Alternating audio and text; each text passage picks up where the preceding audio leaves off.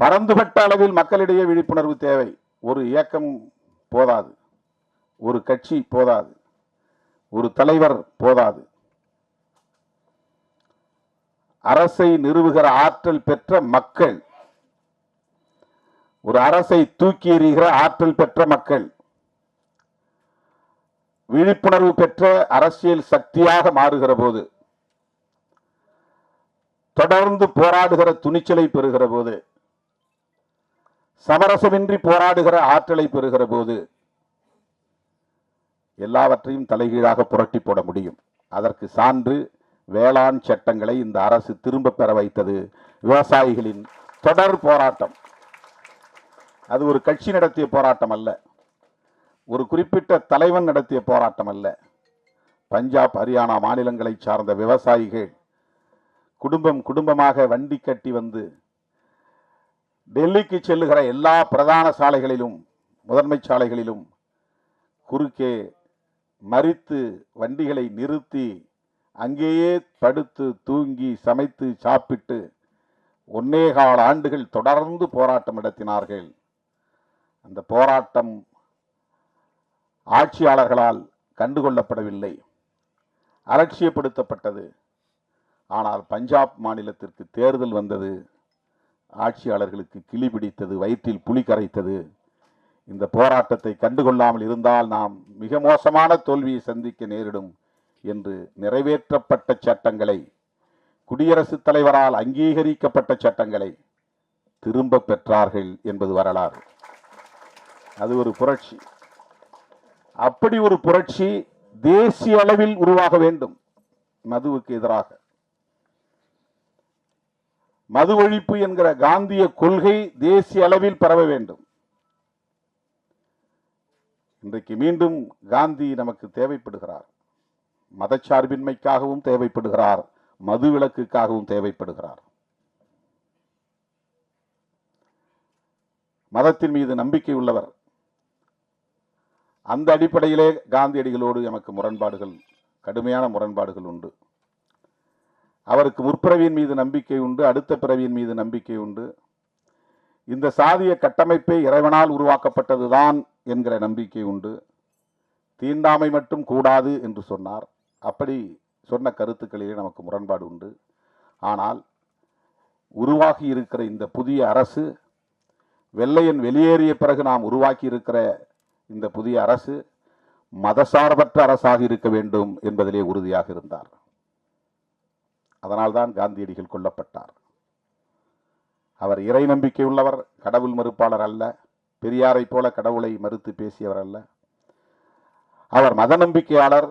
புரட்சியாளர் அம்பேத்கர் அவர்களைப் போல இந்து மதத்தை விமர்சித்தவர் அல்ல. அடுத்த பிறவியின் மீது நம்பிக்கை உள்ளவர், புராண திருவிளையாடல்களின் மீது நம்பிக்கை உள்ளவர். அப்படிப்பட்டவரையே படுகொலை செய்தார்கள் என்றால் அதற்கு காரணம் அவருடைய மதச்சார்பின்மை என்கிற கொள்கை நிலைப்பாடுதான். அதே போல மது விலக்கு. இன்றைக்கு நாம் குயிலி திரைப்படம் எடுத்திருக்கிறோம் என்று சொன்னால், துணிந்து அதை திரைப்படமாக்கி மக்களிடத்திலே கொண்டு போய் சேர்க்க வேண்டும் என்று வந்திருக்கிறோம் என்றால், காந்தியடிகள் ஏற்படுத்திய தாக்கத்தின் விளைவு என்று இதை சொன்னால் யாரும் மறுக்க முடியாது.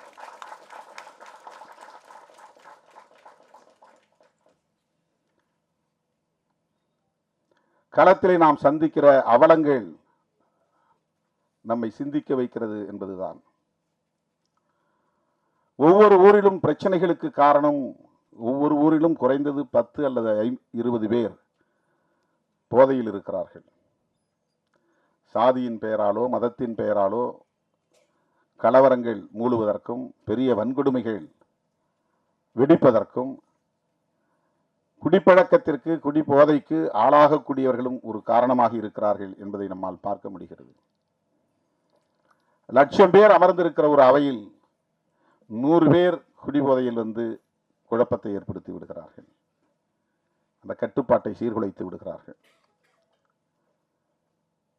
இது நாட்டுக்கு கேடு. படத்தின் முதல் பாடலே அதுதான், நாட்டுக்கு கேடு, வீட்டுக்கு கேடு, அதை விட்டு தொலைப்போம் என்கிற அந்த கருத்து. தோழர்களே, இதனால் என்ன நாம் சாதிக்கப் போகிறோம் என்று கருதாமல், இது என்ன பெரிய விளைவை ஏற்படுத்திவிடப் போகிறது என்று கருதாமல், இந்த விழிப்புணர்வை இன்னும் விரிவாக்கி கொண்டே போக வேண்டும். சில இளைஞர்களையாவது நாம் அந்த கொடுமைக்கு ஆளாகாமல் தடுக்க முடியும், அந்த துயரத்திற்கு ஆளாகாமல் தடுக்க முடியும், இளம் தலைமுறையினரை பாதுகாக்க முடியும்.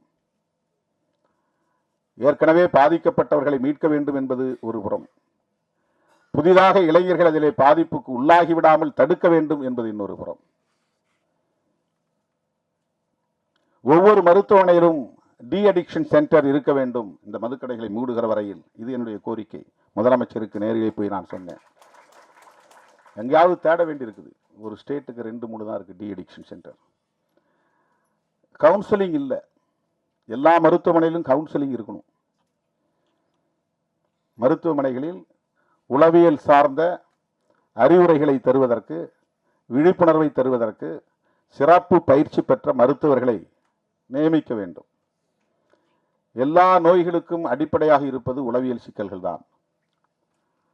நம்முடைய உணவு பழக்கம் என்பதை விட, நம்முடைய உறக்க பழக்கம் என்பதை விட, இவற்றால் ஏற்படுகிற உளவியல் சிக்கல்கள் தான் மன அழுத்தத்திற்கு காரணமாகி நோய் எதிர்ப்பு சக்தியை குறைக்கிறது. மன அழுத்தம் பெருக பெருக இம்யூனிட்டி என்பது குறைந்துவிடும். மன அழுத்தம் பெருக பெருக பயம் என்பது ஆக்கிரமிக்கும். பயம்தான் எதிர்ப்பு சக்திக்கு எதிரியே. எந்த ஆன்டிபயோட்டிக்கும் ரெஸ்பாண்ட் பண்ணாது. இம்யூனிட்டி போயிருச்சுன்னா, உடம்புல எதிர்ப்பு சக்தி இருக்கிற வரையிலும் தான் ஆன்டிபயோட்டிக், ஆன்டிவைரல், ஆன்டி ஃபங்கல் இந்த மருந்தெல்லாம் வேலை செய்யும். எதிர்ப்பு சக்தி இல்லைன்னா மருந்தே வேலை செய்யாது. மருந்து ரெஸ்பாண்ட் பண்ணணும்னா கூட நம்ம பாடிக்குள்ள இம்யூனிட்டி இருக்கணும்.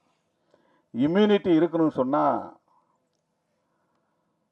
நமக்கு பயம் வரக்கூடாது, எந்த பயமும் வரக்கூடாது. பயம் வரக்கூடாதுன்னா மன அழுத்தம் வரக்கூடாது. மன அழுத்தம் வரக்கூடாதுன்னா இது போன்ற துயரங்கள் சமூகத்தில் நிலவக்கூடாது. ஏன்னா அவனுக்கு என்ன ஆகுன்னா, ஒரு பக்கம் அடிக்ஷன் ஆயிடுவான், இன்னொரு பக்கம் சமூகம் அவனை புறக்கணிக்கிறது. அது அவனை ஒரே நேரத்தில் 2 தாக்குதல். இதிலிருந்து அவனால் மீள முடியல. இன்னொரு புறம் பெண்டாட்டியும் அவளை மதிக்கல, பிள்ளைகளும் அவங்கள மதிக்கல, சமூகமும் மதிக்கல. அந்த நிராகரிப்பு, அவமதிப்பு அவனை அறியாமலேயே அவனுக்குள் ஒரு அழுத்தமாக அது மாறுகிறது. இப்படி ஒரு தனி மனிதனை அது பாதிக்க செய்கிறது என்று நாம் கருதக்கூடாது. இது ஒரு சமூகத்தையே பாதிக்க செய்கிறது. எனவே மது மற்றும் போதைப் பொருள் கட்டுப்படுத்தப்பட வேண்டும், பிறகு முற்றாக ஒழிக்கப்பட வேண்டும். பிற நாடுகளில் இல்லையா? அண்ணா சொன்னாங்க, இப்ப பெண்களும் குடிக்க ஆரம்பிச்சிட்டாங்க. அயல் நாடுகளிலே பெண்கள் குடிக்கிறார்களே. இதுல என்னன்னா, ஹெல்த் கான்சியஸ் இல்லாதவன் குடிக்கிறதுக்கும் ஹெல்த் கான்சியஸ் உள்ளவன் குடிக்கிறதுக்கும் வேறுபாடு இருக்கு. சோஷியல் ட்ரிங்க் என்கிற பெயரில் குடிக்கிறவனுக்கும், குடி இல்லையே என்னால் இருக்க முடியாது என்கிற அளவுக்கு குடிக்கிறவனுக்கும் வேறுபாடு இருக்கிறது. ஏதோ மாதத்தில் 1 நாள் அல்லது 2 நாள் அல்லது வாரத்தில் 1 நாள் என்று ஒருவன் குடிப்பதை கூட தன் கட்டுப்பாட்டுக்குள்ளே வைத்திருக்க முடியும் என்றால் அவனுக்கு ஏற்கனவே ஒரு விழிப்புணர்வு இருக்கிறது என்று பொருள். மதுக்கடைகளை திறந்து வைப்பதன் மூலம் அது ஒரு சோசியல் பிஹேவியராக மாறுகிறது. சமூகம் இப்போ அது ஒரு குற்ற உணர்வே இல்லை. முன்ன யாராவது பார்த்தா அவன் குடிகாரம்பான்னா அவனுக்கு ஒரு கூச்சமாக இருக்கும். ஊரில் 1-2 பேர் தான் இருப்பான். இப்போ ஊரில் 40 பேர் 50 பேர், அதனால யாருக்கும் எந்த குற்ற உணர்வும் கிடையாது. அது சாதாரணமாகிவிட்டது.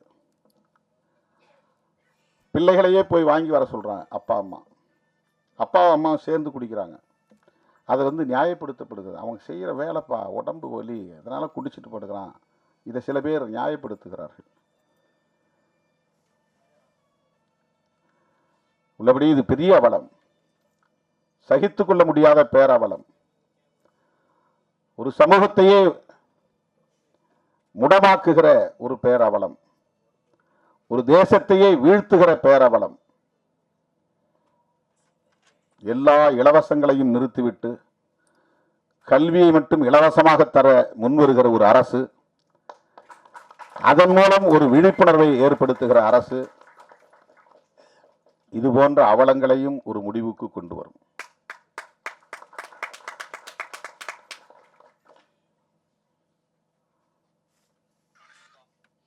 அரசுக்கு வருமானம் திரட்ட என்ன வழியையும், இதை தவிர்த்து வேறு என்ன வழியையும் அவர்கள் முடிவெடுக்கலாம், தீர்மானிக்கலாம்.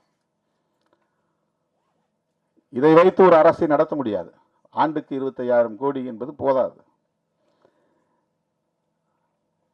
ஆகவே இலவச திட்டங்களுக்கு இது பயன்படுகிறது என்று நியாயப்படுத்துவதும் ஏற்புடையதல்ல. இலவசங்களே வேண்டாம் என்பதுதான். எல்லா இலவச திட்டங்களையும் நிறுத்த வேண்டும். ஒட்டுமொத்த கல்வியையும் அரசே ஏற்றுக்கொள்ள வேண்டும். கல்வியை இலவசமாக கொடுங்க, ஆரம்ப கல்வி முதல் ஆராய்ச்சி கல்வி வரையில். இதெல்லாம் பொதுமக்களின் கோரிக்கையாக மாற வேண்டும்.